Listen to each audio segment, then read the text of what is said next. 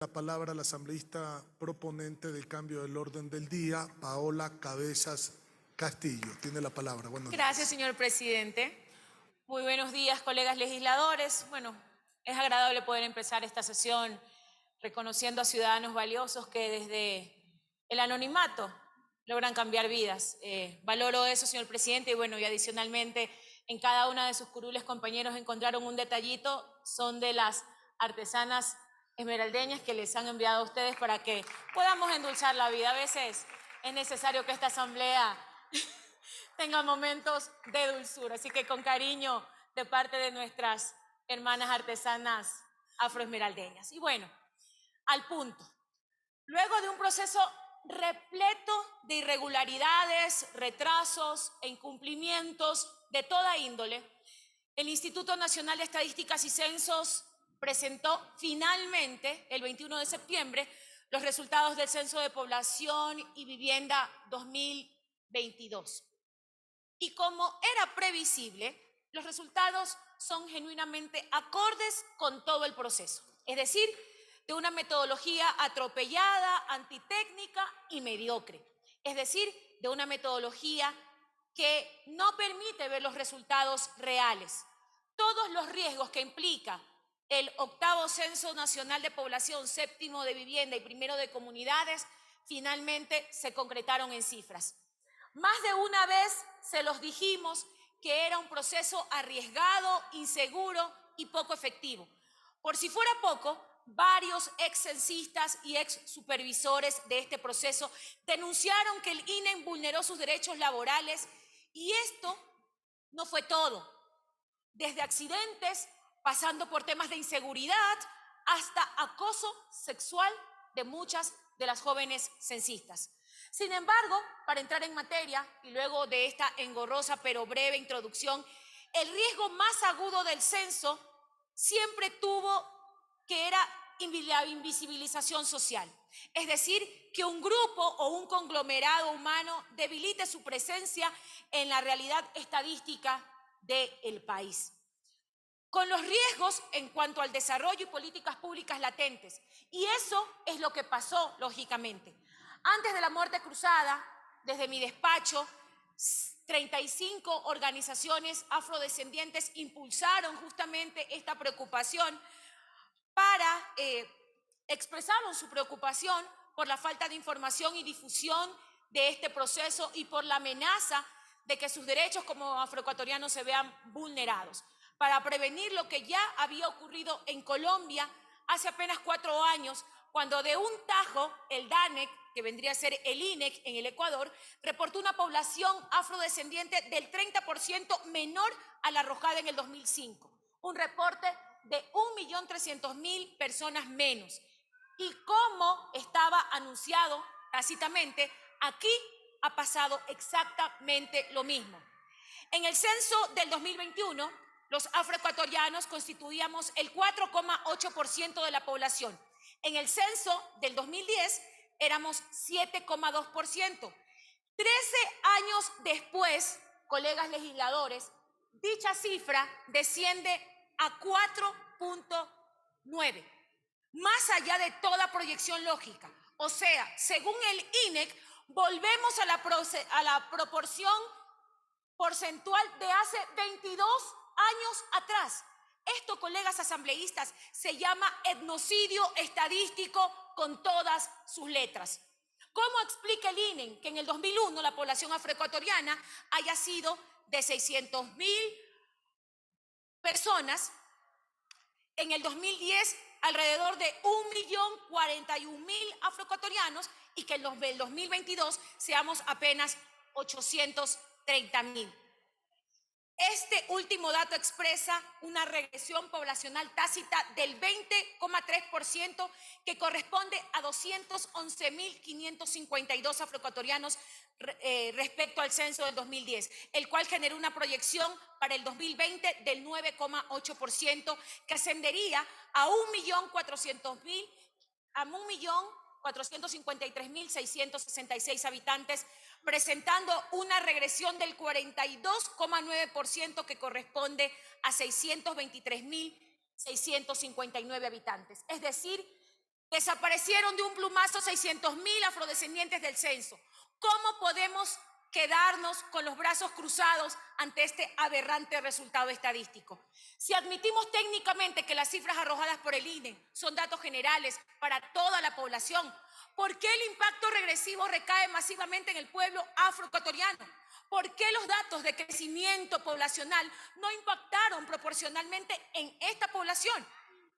¿Se hicieron mal los censos anteriores, acaso? No hubo un éxodo masivo particular ni una pandemia que afecte exclusivamente a los afrodescendientes. Tampoco hubo una guerra ni una catástrofe natural que haya mermado a nuestro pueblo. Entonces, no se sustenta por ningún lado el recorte de más de 600.000 habitantes. ¿Y qué fue lo que dijo el INE como explicación? Que los afros no estaban organizados, que muchos se autoidentificaron como mestizos. O sea, en los censos anteriores, en el del 2001 y el del 2010, sí nos autoidentificamos como afros y ahora, por el azar del destino, decidimos identificarnos como mestizos. Esa clase de explicaciones que las personas que dirigen esa institución siempre esgrimieron para justificar su mediocridad y la inoperancia. Por si fuera poco, el proceso ni siquiera fue financiado por el gobierno, pese a que contaban con recursos, y el resultado fue una cifra estrepitosa. ¿Saben cuánto nos costó a cada uno de los ecuatorianos ese censo? $8 por persona. En lo que costó, más de lo que costó procesos similares llevados en Argentina y Brasil, pese a que esos países tienen mayor densidad poblacional. Sin embargo, el INE nunca pudo justificar por qué adquirió una millonaria deuda con el Banco Mundial para llevar a cabo este atropellado censo. 80 millones de dólares que todavía no sabemos dónde están. Recordemos que este proceso es la base cuantificable del diseño de las políticas públicas. Esa base, producto de la ineficiencia y desdén administrativo, es la que el gobierno y el Estado van a utilizar para el diseño de políticas públicas. Colegas, quiero hacer mención, sin profundizar demasiado, en aspectos sociales como el racismo estructural sistémico. Para mí es clarísimo que hay un evidente enfoque excluyente desde la política institucional que se sustenta en la poca rigurosidad técnica ante la realidad estadística del pueblo afro en el Ecuador. O sea, el gobierno de Guillermo Lasso no le importó esa brutal inconsistencia estadística con los afros, pese a todas las advertencias que se hicieron desde varios colectivos y desde la misma Asamblea Nacional como ente fiscalizador. Eso, colegas, se llama racismo estructural e institucional. El racismo tiene un carácter sistémico y aunque no es el único sistema de dominación existente, sí es el único que está basado en un mecanismo particular de inferiorización e invisibilización del otro a través de la diferenciación racial reduccionista, es decir, la racialización.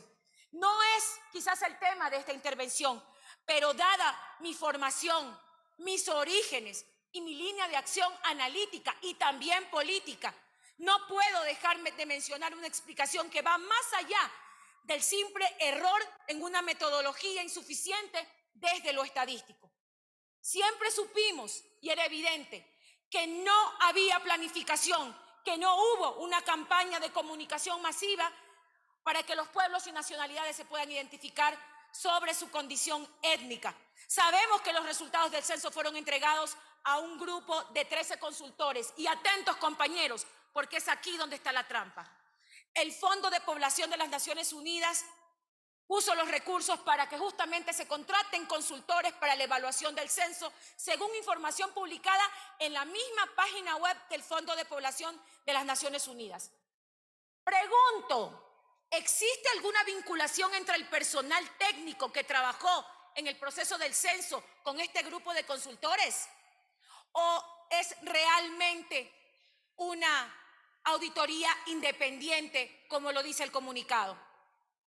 Todas estas dudas legítimas, más todo lo anterior, deberán aclararse en un posterior proceso de fiscalización, colegas asambleístas, como es nuestra potestad. Yo aspiro, señor presidente, colegas asambleístas, que los resultados analizados valoren todas las enormes irregularidades de este proceso que ha tenido. Este informe debe ser presentado el día de mañana Mañana entendemos que el Fondo de Población hará la entrega de este informe. En lo personal, tengo muchas dudas, porque extraoficialmente conozco que hay consultores que también trabajaron en el INE y no puede ser que este informe sea juez y parte de quienes han hecho tanto daño al censo. Estamos midiendo en su real dimensión lo que podría fraguarse en la historia estadística del país. Toda evaluación de los proyectos ejecutados con dinero público deben tomar en cuenta tanto el componente técnico como el administrativo.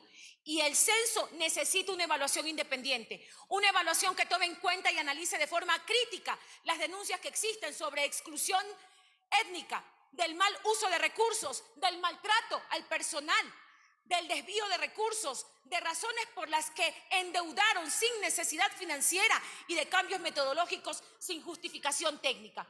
Nosotros como Asamblea Nacional vamos a fiscalizar el censo como es nuestra potestad y estamos convencidos que sus resultados nos demostrarán cuál es la realidad.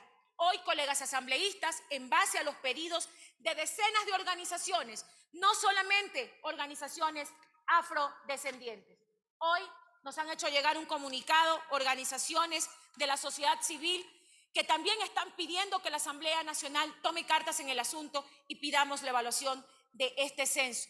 Y hemos considerado oportuno debatir este proyecto de resolución para solicitar el traslado de esta fiscalización a la Comisión Especializada Permanente de Garantías Constitucionales, Derechos Humanos, Derechos Colectivos y la Interculturalidad, toda vez que la mencionada comisión le corresponde conocer asuntos e iniciativas legislativas en materia de garantías constitucionales, personas desaparecidas, derechos colectivos de las comunidades, pueblos indígenas, afroecuatorianos, montubios y comunas. Y con el enfoque que he mencionado, permite que hagamos este traslado de la fiscalización en virtud que la comisión que presido tiene la obligación jurídica de fiscalizar los derechos colectivos y la interculturalidad.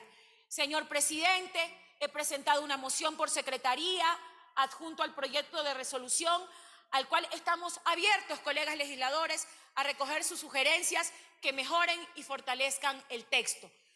Cuando usted considere conveniente, se puede poner a votación y espero, compañeros, que más allá de una demanda de un pueblo como el pueblo afroecuatoriano, entendamos que muchos de ustedes no fueron censados. Esta resolución en el periodo anterior fue votada hasta por los mismos asambleístas del gobierno de Guillermo Lasso, porque saben que aquí hay un problema que esta asamblea no le puede dar la espalda y que tenemos que fiscalizar. Muchísimas gracias.